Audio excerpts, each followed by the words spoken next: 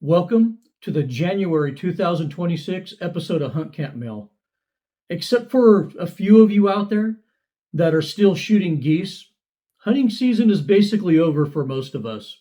And depending on where you live, you're probably waiting for spring bear or spring turkey season to open up. So this time of year is known as the doldrums, and it really is.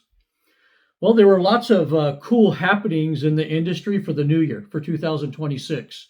Nightforce dropped an entirely new scope line, and they're really marketing the shit out of it right now. But there is some really good hunting-specific scopes that they released. RCBS released some really cool reloading stuff, and Weatherby dropped a new quarter bore for us, the 25 RPM. If you're a knife guy, lots of cool knives dropped for 2026.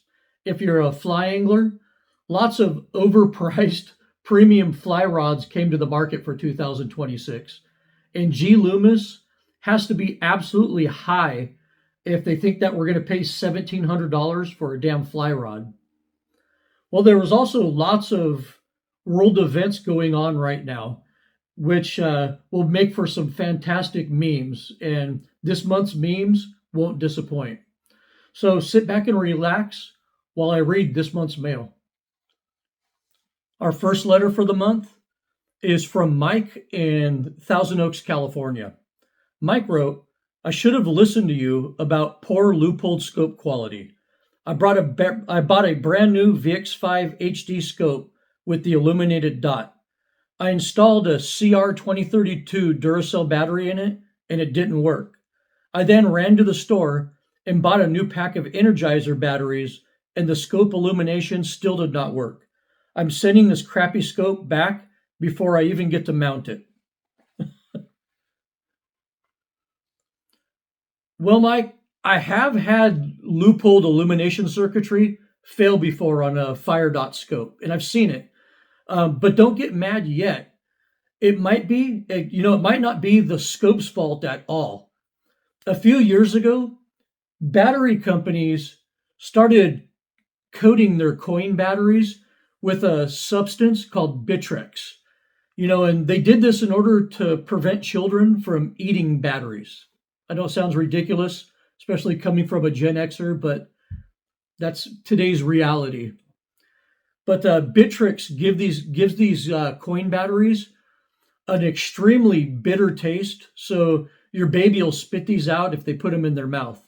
Unfortunately, these battery coatings that they're putting on these modern coin batteries often act like an insulator and prevent adequate contact. As a result, your electronic device might not function with a new battery. When I first started using air tags in my luggage when I travel, especially on international trips, I was having the hardest time getting those air tags to work. And I had to dig through the depths of the internet to find out about the battery coatings, and I wiped those batteries down with alcohol to remove the Bitrex coating on them, and they worked perfectly fine after that. Every battery that I have a problem with, once I wipe the coating off with alcohol, it functions fine after that. I also had a bad issue with the key fob where I changed the battery out and it didn't function after that. And a quick wipe with alcohol, and that fixed that issue. So I try that first before you give up on that scope. Our next letter is from John in the UK. John wrote, Hello, Desert Dog. My sister married an American in November, and I experienced the beautiful state of Montana for 15 days. I had the privilege of accompanying my new brother on a proper American elk hunt. I thought I was in good shape, but I almost quit after the second day. I never thought hunting could be so difficult. I've been hunting in the UK, Austria, and Romania for 20 years and have stocked with some of the best gamekeepers alive. I considered myself a very good hunter, but I was completely out of my element in Montana. Just finding elk is an enormous accomplishment, but my brother's skill at using the terrain to plan the kill was amazing. I will let you in on a secret. Most European hunters think American hunters lack skill. Now I believe European hunters might lack skill. As difficult as that hunt was, it was addicting.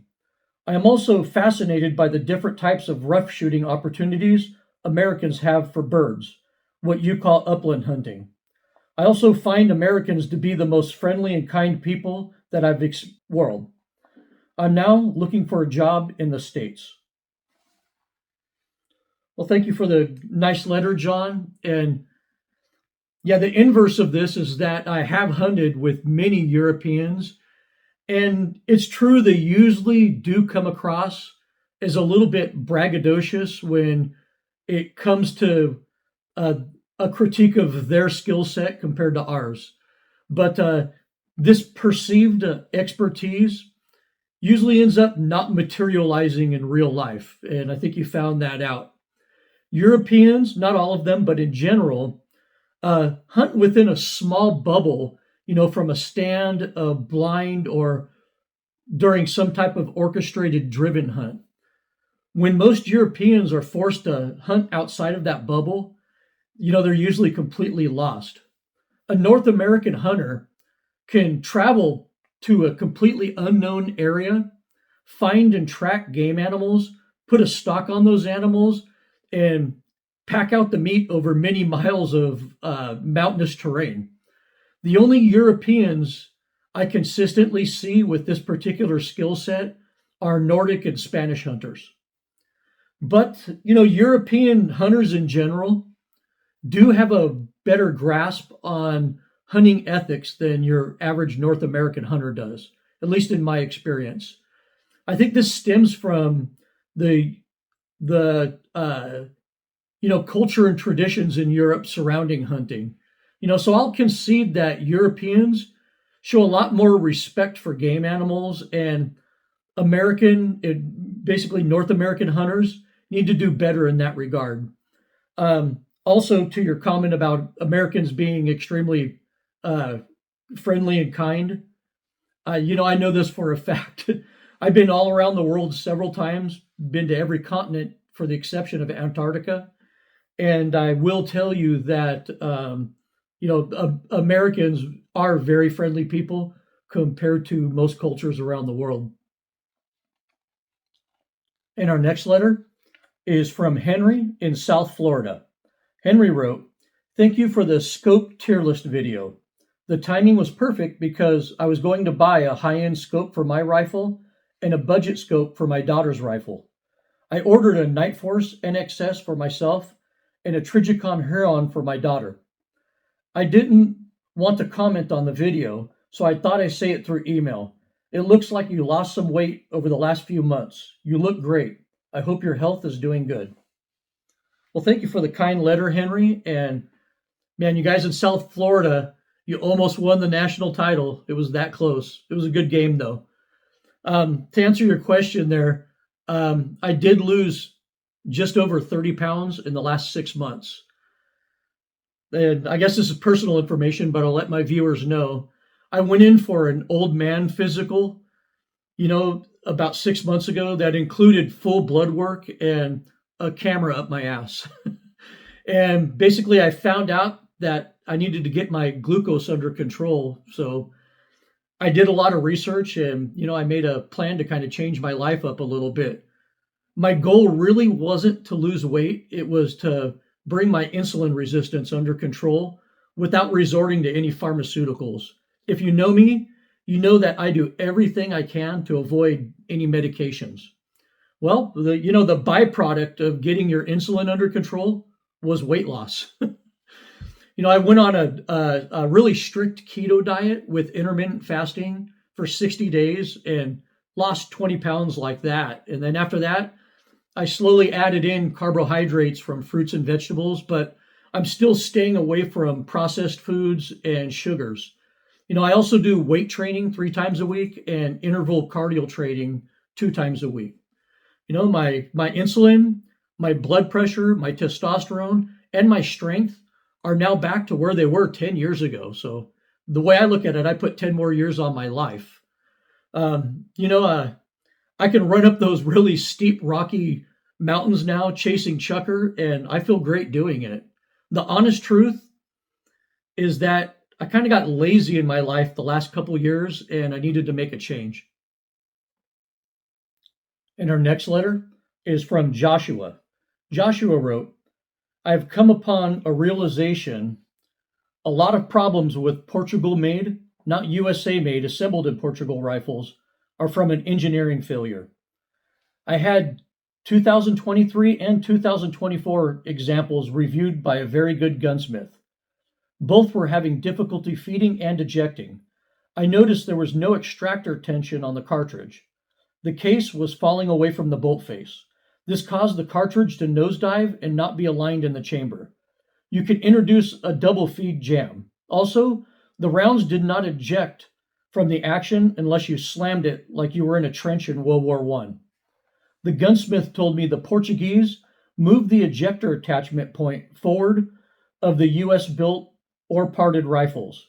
This moving forward caused the ejection not to be able to grasp the rim and provide that positive, controlled round feed control of the cartridge. This moving the ejector placement forward caused the lack of alignment and control. Thus, if his observations to me are correct, there is no fixing nor return of the Model 70 functional quality, as they have engineered that functionality out of the design by moving the ejector forward. All right, Joshua. I actually, after you sent me this letter, I measured the ejector placement on 3 long-action Model 70s, all chambered in 30-06. One was made in 2009, one was made in 2014, and one was made in 2023. And, I don't want to say your gunsmith was wrong, but on all 3 of my rifles from those different time periods, all of them had the ejector in the exact same spot. Also, although current Portugal-made Model 70s are having issues with really poor fit and finish, stiff components, and bad barrel issues, feed and ejection issues are still very rare, even with the newer Portugal rifles. What you're likely experiencing is an issue as old as the Mauser itself, and that is spring tension on the extractor. Most controlled round feed rifles that were experiencing the issue that you described ended up being extractor spring tension or a damaged magazine box, but it was almost never an ejector. The old classic Model 70s from the 1990s, when they went back to controlled round feed, did have issues like you described because Winchester was using those really crappy MIM extractors. Eventually they came to their senses and went back to spring steel, and the problem went away. With Mauser 98s, especially old ones that people are building or sporterizing, people often remove their extractors from the bolt for maintenance, and they bend them on accident, trying to put them back on the bolt. And I've seen that a lot. I've also had to tune the extractor on several CZ 550s to solve issues exactly like what you're experiencing. You'll be surprised at how many people think that dented brass is normal for controlled round feed rifles.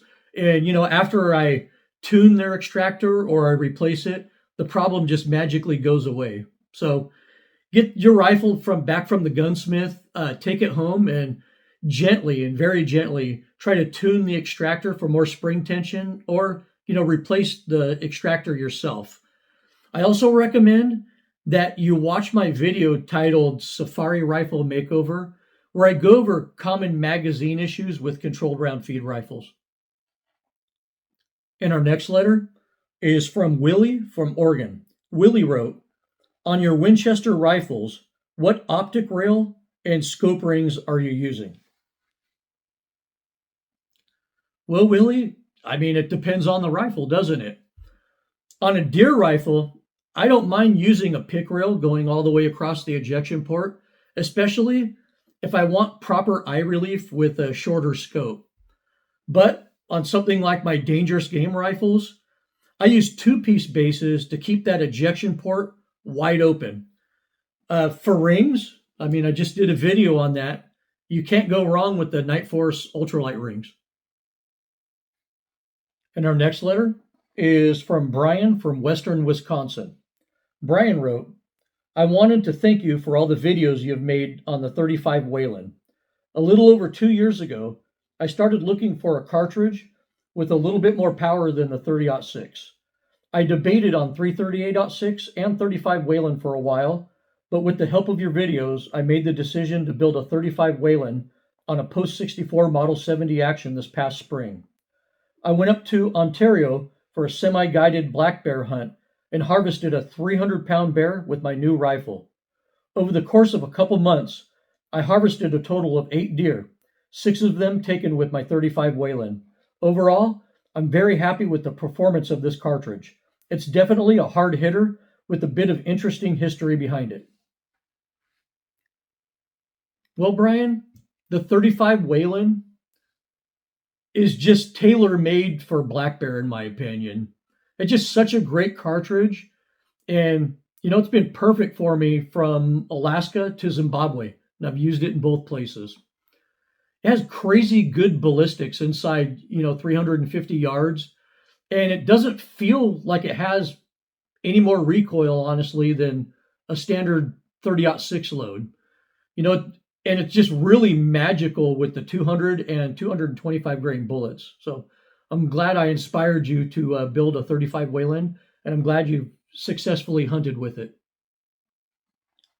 Our next letter is from Edmund, and Edmund must not watch a lot of Hunt Camp Mail because he didn't say where he was from. Edmund wrote, our primary arms scopes Chinese junk. My friend wants to drop over $1,000 in their optics, and I have reservations. I didn't see this company in your optics video. Well, the answer to your question is yes and no. The vast majority of their scopes are indeed Chinese junk, and a lot more, and then probably about another 25% of them are junk made in the Philippines, but they do have a few scopes made in Japan that are built to decent quality standards. The primary arms scopes that are actually made in Japan are greatly overpriced compared to other Japanese scopes made at the same factory. So as far as I know, primary arms have also failed the rock slide durability test. So to me, primary arms is kind of like a wannabe Vortex, and that's not a compliment. And our next letter is from Russell in Houston, Texas. Russell wrote, I know that you are not afraid of making bold predictions because they're well thought out and come from an abundance of knowledge and experience. It's funny how often your ideas make their way into other YouTube creators' ideas afterwards. On that note, the 25 seems to be making a comeback, and I often think that your video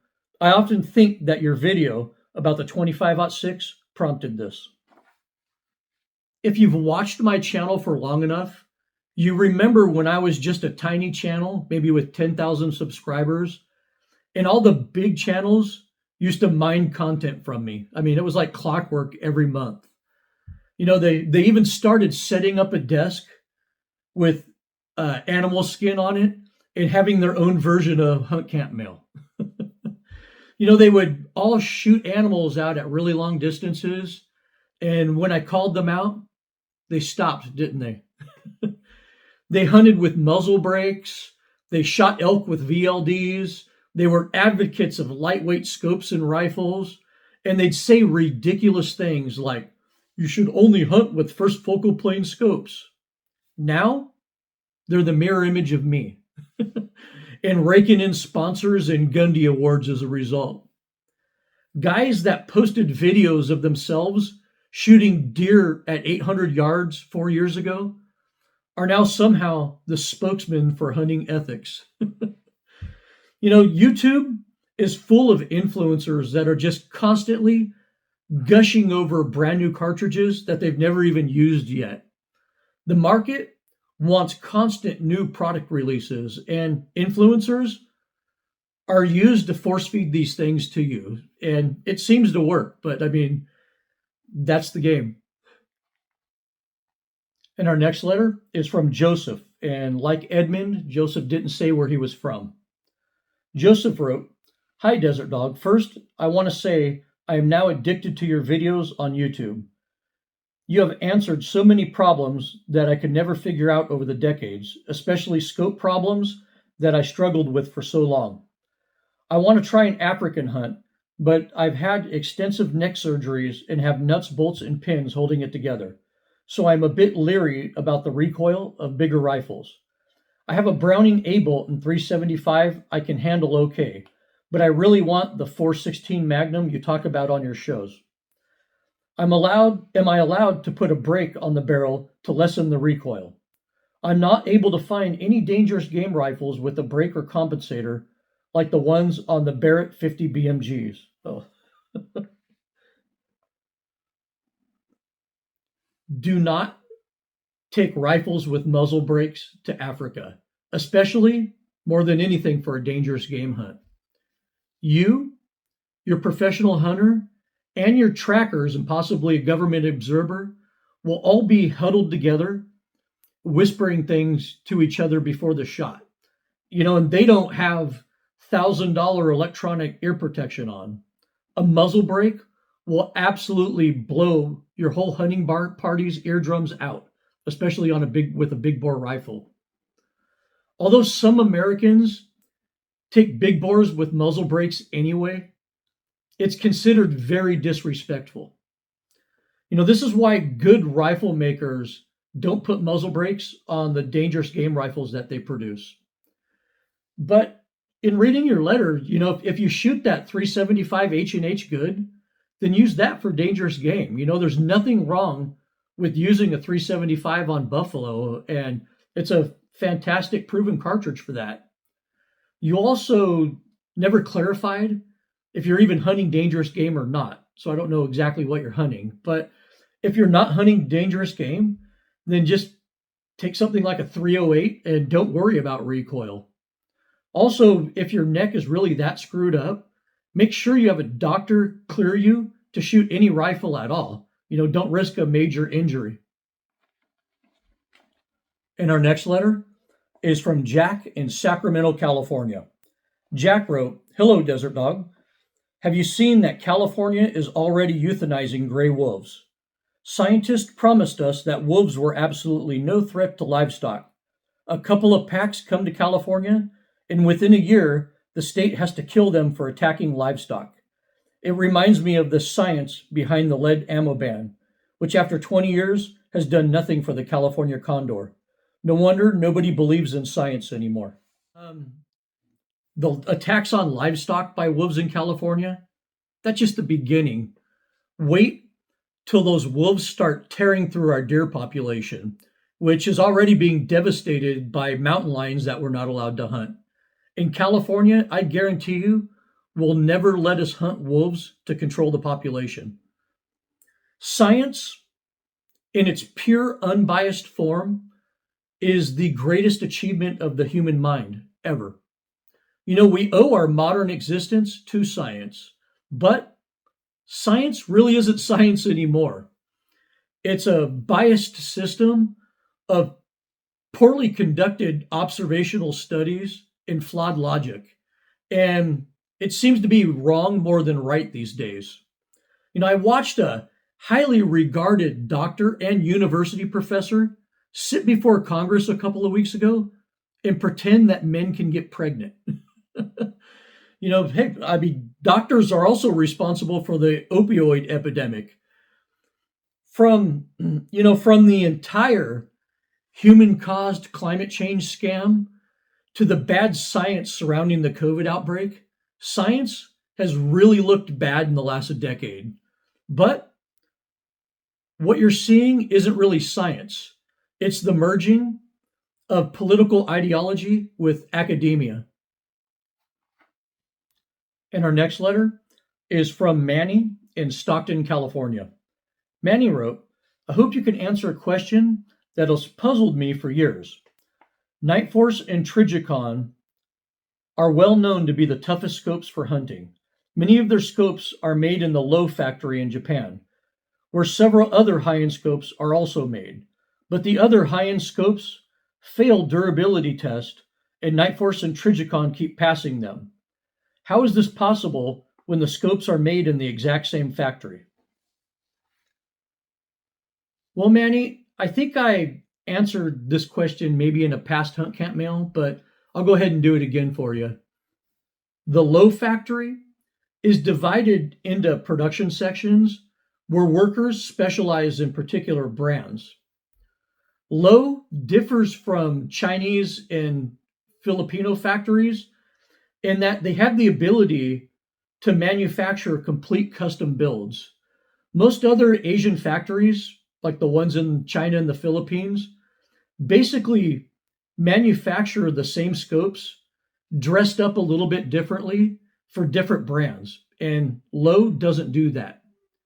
Nightforce and Trijicon do things that the other manufacturers don't do at Low, like thicker scope tubes, bedding lenses, polishing erector springs, and using metal parts instead of plastic parts. They also pay for a much higher level of quality control, both in the Low factory and at their US production facility before the scopes go to distribution. Nightforce and Trijicon choose to make scopes that meet mil-spec standards for durability and reliability. Other manufacturers at the Low facility just don't prioritize this, and that's just the bottom line. And our next letter is from Jason, and Jason didn't indicate where he was from. Jason wrote, Barnes came out with a new 257 caliber LRX 117 grain bullet. The suggested twist rate is 1 in 7.5. Will a 1 in 10 twist barrel not stabilize these? I ran into a similar situation when Berger suggested a fast twist when a slower twist weight worked exceptionally well. I'm just curious about your thoughts. Well, Jason, twist rates are actually for bullet length, not bullet weight. The Barnes LRX is a very long bullet for caliber, so they require a faster twist rate and heavier weights.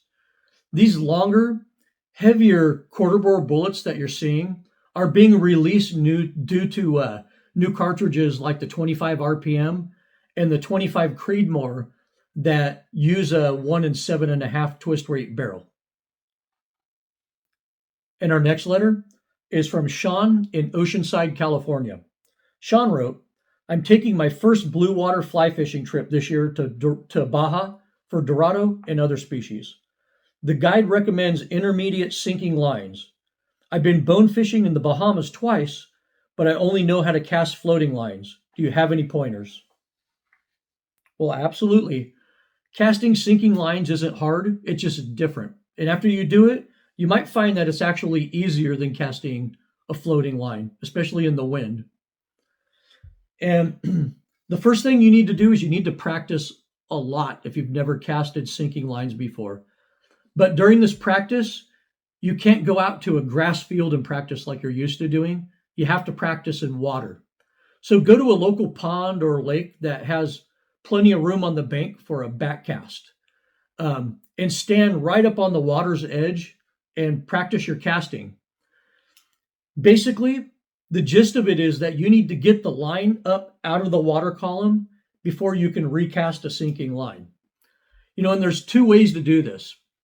The first way is that you could strip most of the line in, lift, and then recast.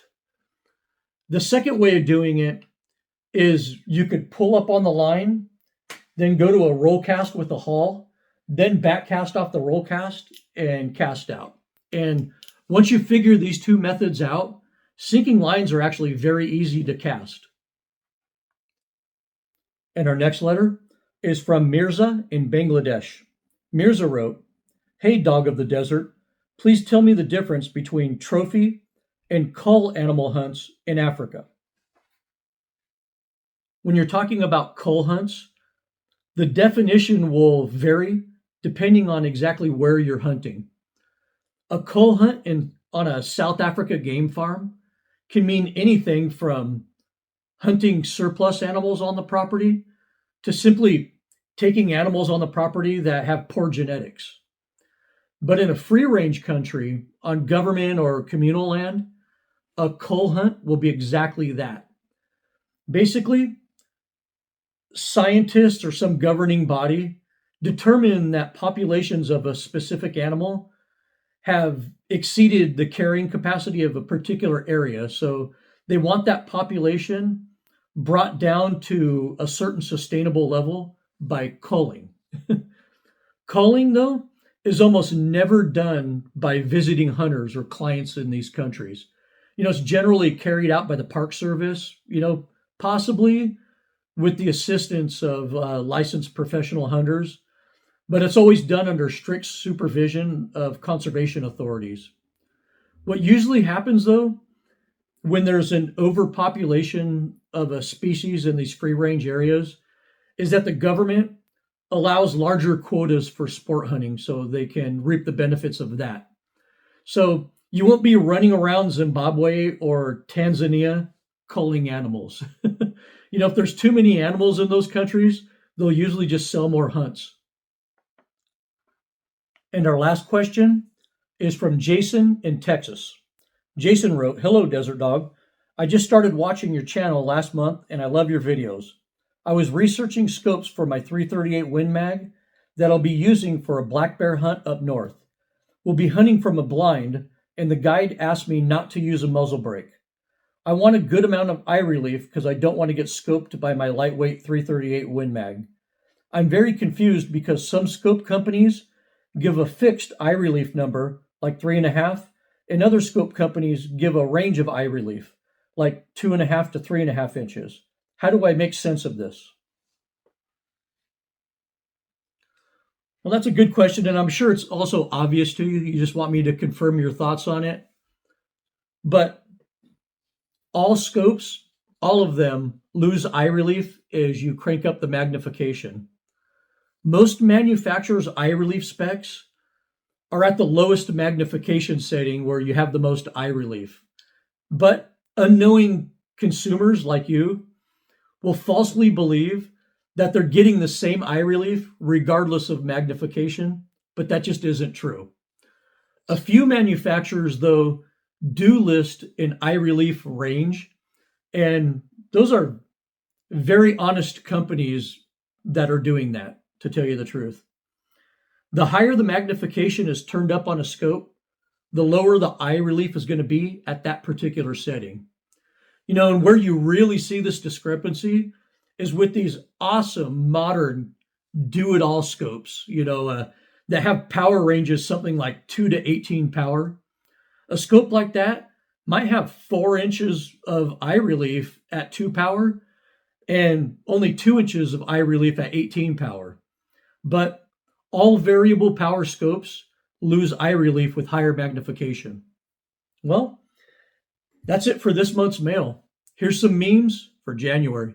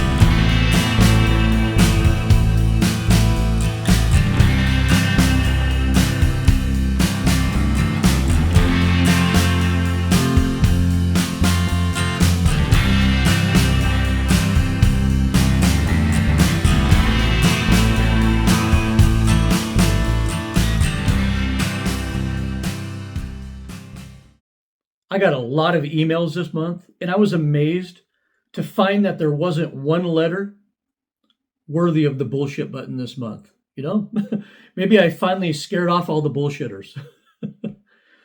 I have a few great videos that I'm releasing next month, including another scope related video, another hunting clothing related video, and I'm doing kind of a Mythbuster video for all you fly anglers out there. As long as I keep getting subscribers and YouTube doesn't kick me off the platform, I'll continue to make real, non AI content to the best of my ability. But this might be the last year of me doing Hunt Camp Mail. We'll just see how it goes. You can reach me with any questions or comments at desertdogoutdoors@gmail.com. Thank you for watching, and as always, good hunting.